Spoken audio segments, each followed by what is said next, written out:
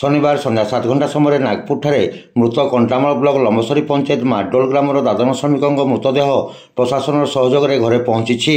मिलता सूचना अनुसार माडोल ग्रामर प्रशांत कुमार 5 मास तले सोनपुर जिला बागदली ग्रामर मिठू सुनांग दलालों जरिया निजर 4 वर्षर झील को धरी इटाभाटी काम करने को सुदूर तेलंगाना राज्य को जाते सेठारे भाटी मालिक दिन राति काम करने को कही निर्यातना देउथुबा घर लोकंकु फोन रे कहितले।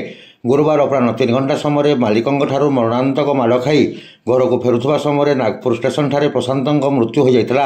जिलापाल निर्देश क्रमे श्रम अधिकारी कार्यालय पक्षर 26,000 टंका खर्च कर एक आम्बुलांस मृतदेह को आनिबा व्यवस्था करा।